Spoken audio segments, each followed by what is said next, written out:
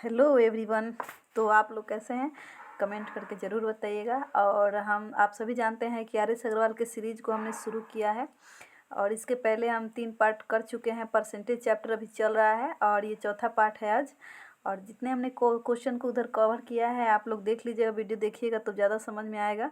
तो उसके बाद के क्वेश्चन को देखते हैं। लगभग हम बुक के क्वेश्चन को ले तो 72 नंबर तक हम बना लिए हैं, आगे से बनाएंगे। आज 73 नंबर से क्वेश्चन बनाएंगे, ठीक है। तो 73 नंबर क्वेश्चन कह रहा है, ये 73 नंबर क्वेश्चन है।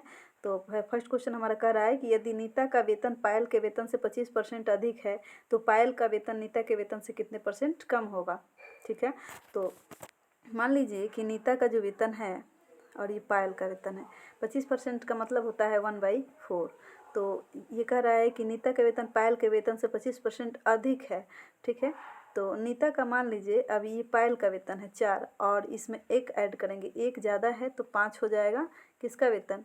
ये हो जाएगा आपके नीता का वेतन, ठीक है। तो नीता का वेतन हो जाएगा 5 और ये पायल का वेतन हो जाएगा 4।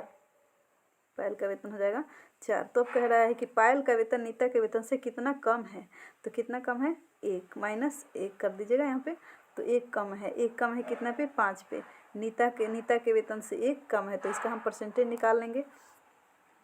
परसेंटेज निकालिए, परसेंटेज निकालिएगा तो 1/5। हम डायरेक्टली इसको 20% भी लिखते हैं, ठीक है। नहीं समझ में आएगा तो 100 कर लीजिएगा, इसको हम 20 से भाग देंगे तो ये 20% हो जाएगा। समझ में आया बच्चों? समझ में आया? अगर नहीं समझ में आया तो फिर एक और तरीका, ठीक है। इसको भी बना लेते हैं। देखिए इसको भी बना लेते हैं। देखिए एक और तरीका है, जैसे कि ये नीता हो गई, ठीक है। हम डायरेक्टली लिखेंगे, ये नीता हो गई। अरे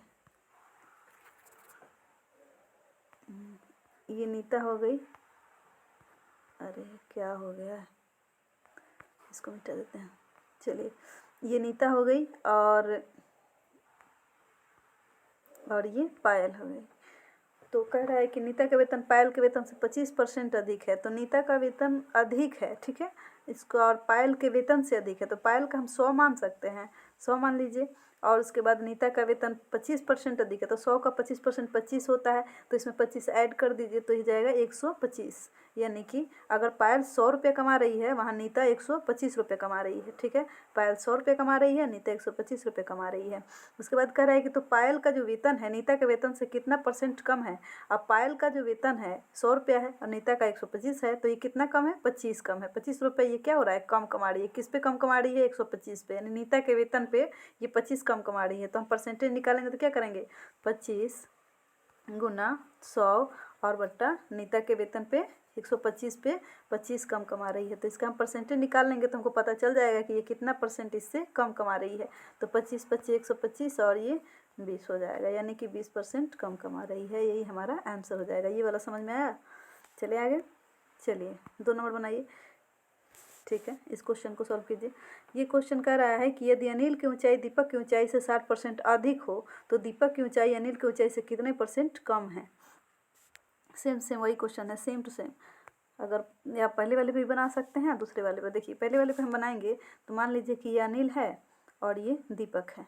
कह रहा है कि अनिल की ऊंचाई दीपक की ऊंचाई से अधिक है, 60% अधिक है। 60% को हम 3/5 लिखते हैं। देखिए 60% ऐसे कर दिए, 1 शून्य से 1 शून्य कट गया और ये 3 हो गया और ये 5 हो गया। तो 3/5 हम डायरेक्टली ऐसे लिख लेते हैं। उसके बाद ये अधिक कह रहा है कि यानी 5 है, ठीक है। अनिल की ऊंचाई दीपक की ऊंचाई 5 है और अनिल की जो ऊंचाई है वो 3 और अधिक है, ठीक है। ये 5 और 3 8 हो जाएगा। तो ये 8 हो गया और यहाँ पे 5 हो जाएगा। दीपक की ऊंचाई 5 है।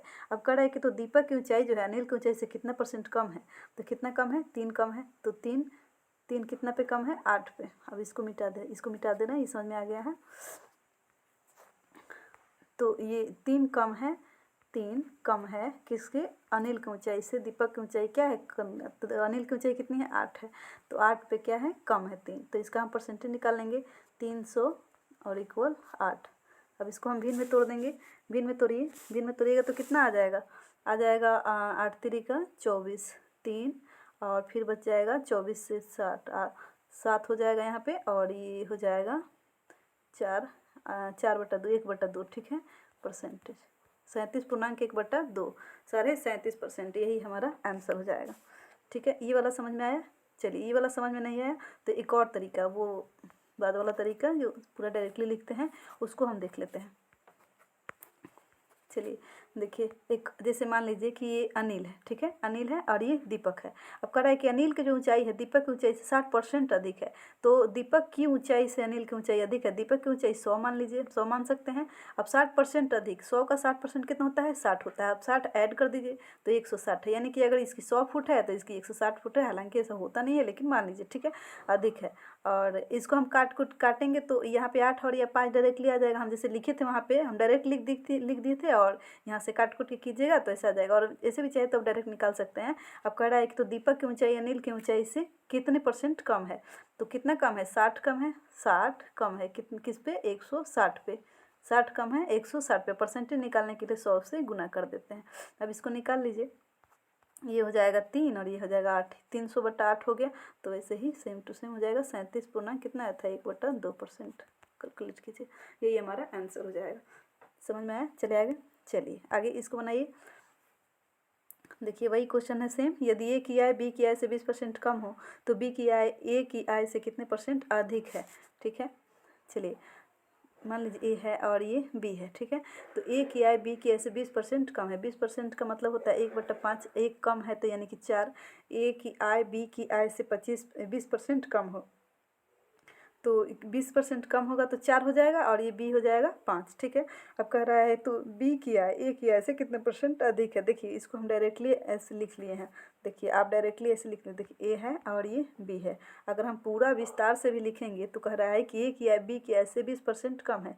ए की आय मान लीजिए बी की 100 है और इसकी कम है, 20 कम है, तब इसको 1 शून्य से 1 शून्य काट दीजिएगा और यहाँ 4 आ जाएगा, और यहाँ काटिएगा तो 5 आ जाएगा। डायरेक्टली देखिए ये सेम टू सेम वही आ गया।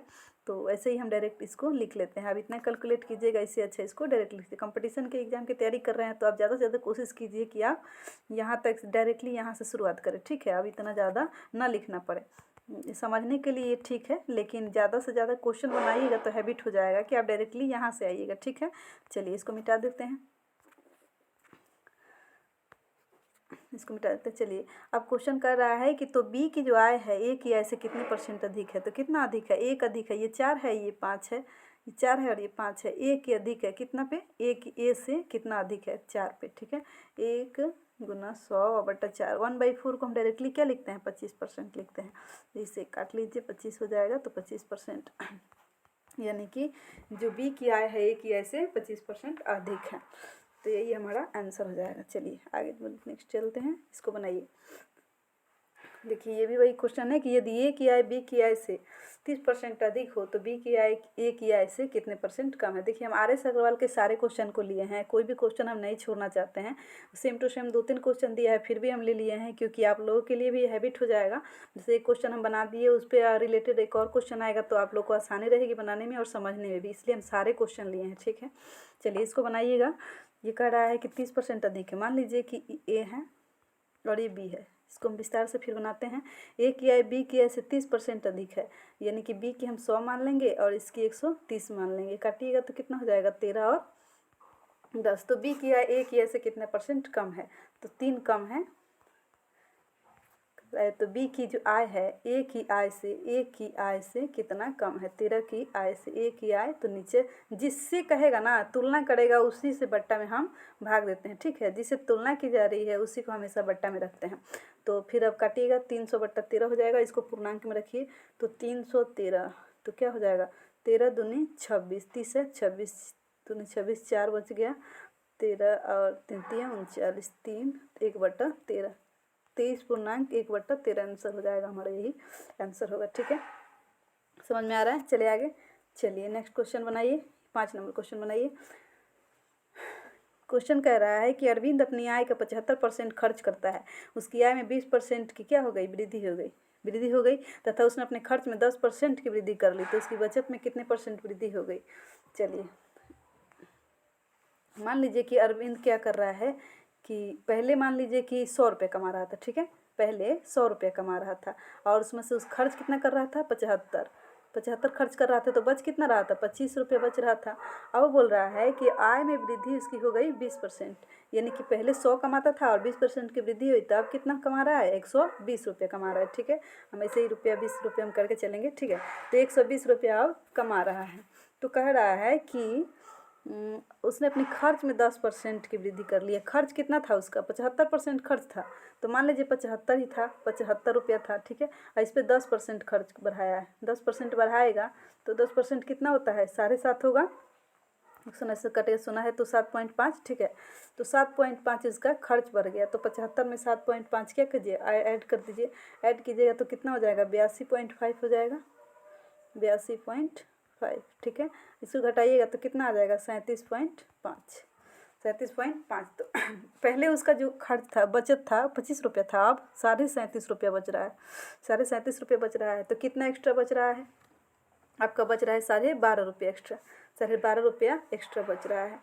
तो यही हम क्या करना है, उसकी बचत में कितने परसेंट की वृद्धि है? बचत 25 था, 12.5 रुपया बच रहा है, तो इस पर 12.5% 25 का हम निकाल देंगे। 25 पे 12.5% बढ़ रहा है, सॉरी 12.5 रुपया बच रहा है, तो हम परसेंटेज निकाल लेंगे। चलिए इसको मिटा देते हैं, डायरेक्टली लिखेंगे। चलिए 12.5, ठीक है। 12.5 रुपया कितना पे? 25 पे कितना परसेंट बच रहा है, ठीक है। तो कितना परसेंट हो जाएगा? 25 चौका 4 से गुना कीजिए, कितना हो जाएगा? 25 चौका 48, 12 चौका 48, 50, ठीक है। यानी कि 50%। बचत कितना हो रहा है? वृद्धि कितनी हो गई है उसकी बचत में? 50% की वृद्धि हो गई है। तो यही हमारा आंसर हो जाएगा। चलिए नेक्स्ट क्वेश्चन देखते हैं, इसको बनाइए। सॉरी, कह रहा है कि ए की आय का 5% बी की आय के 15% के बराबर है तथा बी की आय का 10% सी की आय के 20% के बराबर है। तो यदि सी की आय 4,000 हो तो तीनों की आय कितनी है? ठीक है, मान लीजिए ए की जो आय है, ए की आय का 5%, ठीक है। बी के का मतलब गुना होता है, ठीक है। तो 15% के बराबर है। बराबर है ना, कह रहा है ए की आय का 5% बी की आय के क्या है? बराबर है। ये क्वेश्चन हो गया, ठीक है। अब कह रहा है कि बी की आय का 10% सी की आय का 20% के बराबर है। इसको हम कैलकुलेट करेंगे। ये 100 से 100 कट गया, 3 बार में जाएगा, ठीक है। और ये 100 से 100 कट गया और ये 0 से 0 कट गया, ठीक है। तो A इक्वल 3B और B इक्वल 2C, ठीक है। इसको याद रखें थोड़ा। A इक्वल 3B और B इक्वल 3B और B इक्वल 2C, यही था ना। चलिए, तो कह रहा है कि C का है, ठीक है। C का दे दिया है, तो C का दे दिया है यहाँ पे 4,000। अगर हम 4,000 से यहाँ C का मान रखेंगे तो B का मान निकल जाएगा। 2 से हम 4,000 का गुना करेंगे तो यानी कि B का कितना हो जाएगा? 8,000 हो जाएगा। B का हो जाएगा आपका 8,000 हो जाएगा। अब जो B का 8,000 है तो B का मान यहाँ रख देंगे, तो 3 से गुना करेंगे। B के मान को 3 से गुना करेंगे तो A का निकल जाएगा, तो 8 3 का 24, A का हो जाएगा 24,000। तो तीनों का निकाल लेना है, तो 8 4 12 हो जाएगा। ये सी का 4,000 है, बी का 8,000 है, तो 8 4 12, 12,000 को इसमें ऐड कीजिएगा तो कितना हो जाएगा? 36,000 रुपया हो जाएगा। 36,000 रुपया आपका आंसर हो जाएगा। टोटल निकालना है ना आय, 36,000 रुपया हो जाएगा। तो यही हमारा आंसर हो जाएगा। चलिए नेक्स्ट क्वेश्चन बनाइए, इसको बनाइए। क्वेश्चन कह रहा है कि यदि किसी दिन के अंश में 15% वृद्धि करने तथा हर में 8% कमी करने से 15/16 प्राप्त होता है। अच्छा, मान लीजिए कि अंश और हर ए और बी है, ठीक है। अंश ए है और हर बी है। इसमें 15% की वृद्धि करनी है। 15% की वृद्धि का मतलब हुआ 115, और इसमें 8% की कमी करना है। 100 में से 8 घटा लीजिए, हो जाएगा 92। तब कह रहा है कि ये क्या हो जाएगा? ये 15/16 प्राप्त होता है। अब इसको हम आराम से कैलकुलेट कर लेंगे। 5 से कटिए 23 बार में, 4 से कटिए ये 23 बार में कट जाएगा। तो A/B इक्वल हो जाएगा 3/4। यही हमारा आंसर हो जाएगा। ये तो बड़ा ही सिंपल था, ये तो सबसे ज़्यादा सिंपल था, है ना। चलिए, A/B इक्वल 3/4, यही हमारा आंसर हो जाएगा। चलिए नेक्स्ट क्वेश्चन देखिए, इसको बनाइए। कह रहा है कि एक कस्बे की जनसंख्या जो है 18,000 है। यदि प्रथम वर्ष में जनसंख्या में 10% की वृद्धि, द्वितीय में 20% की वृद्धि, तो 2 वर्ष बाद जनसंख्या कितनी हो जाएगी। मान लीजिए फिलहाल है 18,000, फिलहाल 18,000 है। उसके बाद उसमें 2 साल में वृद्धि कर रहा है। पहले 10% की वृद्धि, 100 में 10% की वृद्धि तो कितना हो जाएगा, 110 हो जाएगा। तो इसमें गुना कर देंगे, 110% की वृद्धि हो गई। फिर 120% की वृद्धि, फिर गुना कर देंगे, तो ये हमारा 2 वर्ष का निकल जाएगा। अब इसको कैलकुलेट कीजिए। 1 शून्य, 2 शून्य से 2 शून्य कट गई, 2 शून्य से 2 शून्य गए। अब गुना कीजिए तो 12 में और 11 में गुना कीजिएगा तो 132 हो जाएगा। तो 180 और गुना 132, 0, 18 दूना 36, 3, ठीक है। 18 दूना 38, 54, 57, 5, 18 कम 18 और 5, 23, यानी कि आपका आंसर हो जाएगा 23,760 रुपया। यही हमारा आंसर हो जाएगा। सॉरी, रुपये कह रहे हैं, मतलब जनसंख्या 23,760 जनसंख्या 2 वर्ष के बाद हो जाएगा। पहले था 18,000, उसके बाद अब हो जाएगा 23,760। चलिए, समझ में आ रहा है। चलें आगे। चलिए नेक्स्ट क्वेश्चन बनाइए। ये क्वेश्चन बनाइए। कह रहा है कि एक शहर की जनसंख्या में 5% वार्षिक दर से वृद्धि होती है। यदि उसकी वर्तमान जनसंख्या 18 कितना है, लाख है, 1,85,220 है, ठीक है। तो 3 वर्ष पहले इसकी जनसंख्या कितनी थी। सॉरी, तो पहले वाला निकालना है, उसमें बाद वाला निकालना था, इसका पहले वाला निकालना था। तो सिंपल है, कुछ नहीं करना है आपको, बस हम जो चीज़ गुना कर रहे थे अब ये भाग दे देंगे। क्या करेंगे, देखिए 18,000, सॉरी 1,85,220 था, यही है ना। चलिए अब इसमें क्या करेंगे, भाग दे देंगे। पहले कितना का वृद्धि हो रहा है, 105 का, तो 100 और बट्टा 105, इसमें हम विपरीत कर देते हैं। 3 साल का कह रहा है ना, 3 साल का कह रहा है, तो 3 बार हम 100 बट्टा 105 से गुना करेंगे। इसको विपरीत करते हैं। कभी भी पूर्व निकालना है तो विपरीत कर दीजिएगा, और पहले का बाद का निकालना है तो ऊपर कर लीजिएगा और आराम से 100 से भाग दे दीजिएगा, ठीक है। चलिए अब इसको कैलकुलेट करेंगे। कैलकुलेट करेंगे तो ये हो जाएगा 21, 5 बार में, ये 21 और ये 21, ये 20, 20, ये 20, 21 से ये कटेगा कितना बार में, 21, ये 7 बार में नहीं जाएगा ना, 6 बार में जाएगा 168, इसमें करके, हाँ देखिए ये 8, ये 8 और ये 2, ठीक है। फिर अब 21 से फिर जाएगा, तो 21 से जाएगा तो कितना हो जाएगा, में बस, हाँ यहाँ पे हो जाएगा 420, ठीक है, 420 हो जाएगा। फिर 21 से काटिए, तो 21 से काटिएगा तो कितना बार में जाएगा, 20 बार में, दो बार में जाएगा, तो 20 हो जाएगा, ठीक है। तो ये 20, ये 20 और ये 20, ये 20, ठीक है। चारों 20 को गुना करेंगे तो कितना हो जाएगा, 16,000 हो जाएगा। 4 शून्य और 16, 4 शून्य और 16, 2 दूनी 4 दूनी 8 दूना 16, ठीक है। यानी कि अब जनसंख्या पहले क्या थी, 1,60,000 थी, 1,60,000 थी। तो यही हमारा आंसर हो गया। चलिए आगे बनाइए, ये क्वेश्चन बनाइए। क्वेश्चन कह रहा है कि 20 लीटर दूध और पानी के मिश्रण में 2% पानी है, इसमें कितनी मात्रा में दूध मिलाने पर पानी का अंश घटकर 1% रह जाएगा, ठीक है। जी मान लीजिए कि टोटल जो है, टोटल 20 लीटर दूध और पानी दोनों मिश्रण है, ठीक है। टोटल 20 लीटर मिश्रण है, उसमें से 2% पानी, 1% का मतलब हुआ 0.2, तो 2% का मतलब हो गया 0.4, ठीक है। तो 2% पानी है और इसको करना है 1%, तो 0.4 है, ठीक है। 0.4% अभी पानी है। लास्ट में हम 0 लगा सकते हैं, नहीं लगे तो चलेगा, ठीक है। ठीक है, ये पानी है और कह रहा है कि कितना दूध मिलाना है, यानी कि इसमें कितना 20 लीटर है, अभी कितना दूध मिलाएंगे कि ये 0.4 का जो है परसेंट जो निकालिएगा, जो टोटल दूध का ये परसेंट निकालिएगा, तब क्या हो रहा है, 1% हो रहा है। ये x मिलाने के बाद जब हम परसेंट निकाल रहे हैं तो 1% रह जा रहा है। जितना हम दूध मिला रहे हैं, समझ में आ रहा है, जितना हम दूध मिला रहे हैं, x दूध मिला रहे हैं, उसके बाद अगर हम ये दूध का पानी का परसेंट निकाल रहे हैं, जो पानी का परसेंट हम पहले से निकाल लिए हैं 2% निकाल रहे हैं, तो क्या हो जा रहा है, 1% बच जा रहा है। तो इसके हम इक्वल कर देंगे, ये भी इक्वल दोनों बराबर हो जाएगा। आप कैलकुलेट कर लीजिए, कैलकुलेट कीजिएगा तो ये 1 सोना है, तो 1 सोना कट जाएगा तो 40 हो जाएगा। 40 बराबर 20 + x, 40 में इधर 20 आएगा, माइनस हो जाएगा, तो x का मान कितना, यानी 20 लीटर दूध कितना मात्रा में मिलाना है, 20 लीटर। तो हमारा x इक्वल हो जाएगा 20 लीटर। समझ में आया, यही हमारा आंसर हो जाएगा। चलिए, तो ये रहा हमारा आज का आखिरी क्वेश्चन, और फिर हम कल इसके आगे से बनाएंगे, और ये हमारे से अग्रवाल का सारे हम क्वेश्चन, सभी क्वेश्चन को कवर करेंगे। और एक बात समझ लीजिए, आप लोग किसी भी कंपटीशन की आप तैयारी कर रहे हैं, चाहे वो एसएससी है, बैंक है, रेलवे, जो भी है, ठीक है, अगर आर.एस. अग्रवाल के आप सारे मैथ कवर कर लेते हैं तो आपके लिए बहुत ही आसानी रहती है, आप सारे एग्ज़ाम क्लियर कर लेंगे आराम से, इसमें कोई दो मत नहीं है, ठीक है।